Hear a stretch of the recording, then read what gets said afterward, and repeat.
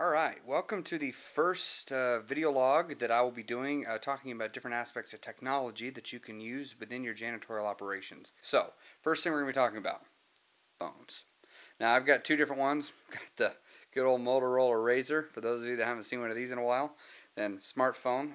Couldn't find my old BlackBerry. I've got it around here somewhere, but I'm sure many of you have one that you can pull out and look at. And the BlackBerries are now quite a few different models that we have, and mine's a few years old anyway. So, now, the question is, do you have one of these, or do you have one of these? Because if you're just using a regular old phone to do everything, you're wasting a lot of your time. You could be getting so much more done by using a smartphone. Now, first, let me talk about what you can do with a cell phone. What can I do with a cell phone? Of course, you can make and receive phone calls. Most of them do that. Some of them have very, very basic calendaring functions, so you could put in some reminders occasionally. Some occasionally have notes. That's about it. Oh, and you can text message. Occasionally get a few that'll send and receive emails and such. But that's about it. You're pretty much limited to just text messaging and to phone conversations when it comes to communication. Some of them do pictures, and you can do some some of them do pictures and have cameras, so you can do picture messaging. But it's about the extent of it. So, if a client needs to get a hold of you, potential client or a supervisor, they need to call you or text you. And that's about it. Now, when it comes to a smartphone, you have a couple different kinds of smartphones. The first thing is, most of them are touchscreen. Some of them are like this one, and they have an actual keyboard you can touch. Really, it just comes down to personal preference. And the smartphones that are available, there's just so many different ones. I couldn't even begin to tell you which one to get. We'll be talking a little bit about specific phones later on. But we're just going to talk smartphones in generalities. So, what can you do with a smartphone? First thing you can do, it's a phone still. You can send and receive calls. You can do text messaging. Almost all of them have cameras, and you can send and receive picture messages, just like a regular phone. So you can do everything you can with a regular phone. You lose nothing by upgrading from a phone. Now, what are some of the differences? Well, first is email. Almost every smartphone, and again this depends on your package, but almost every smartphone allows you to send and receive email. That includes attaching documents to it, both Word and Excel, most accept those, and also you can attach pictures and other sorts of basic images.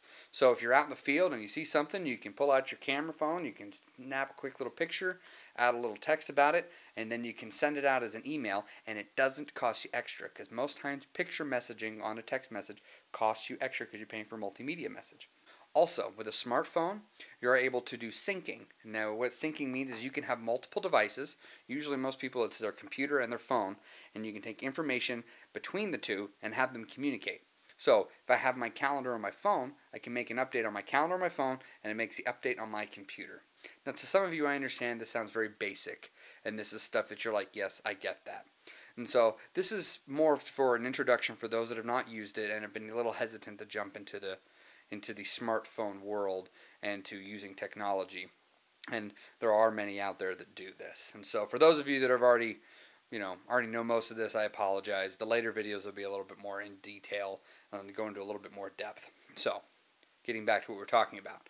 You're able to do syncing. So if I make a change in my calendar on my phone, I can sync it up and it'll make a change on my computer. So I can be sitting there on my computer and get the reminder, oh, I need to go do this. And then when I'm out in the field, and same thing, maybe I'm not at my computer, I can get the reminder as well. So there's that. Also, the other advantages that you're going to have is you're going to be able to keep your to-do lists. You can keep your notes on there. Personally, when I use my BlackBerry, I would just type up notes on there, and I can save them, and I even have it where it can sync up with Outlook. Now, Outlook is another thing. I'm going to do a whole deal on Outlook, on how you really should be using it to help you out. What are some cheap ways that you can use Outlook?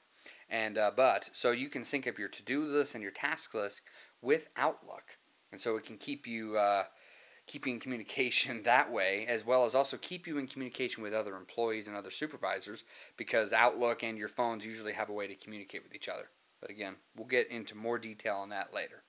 So, now, I put in a blog earlier that I have saved contracts as a result of having my mobile device be a phone, or I also use tablets, iPad specifically. I've saved contracts and I've received contracts, or help in receiving them. Now, what do I mean by that? I have had something go catastrophically wrong, and I was unaware about it.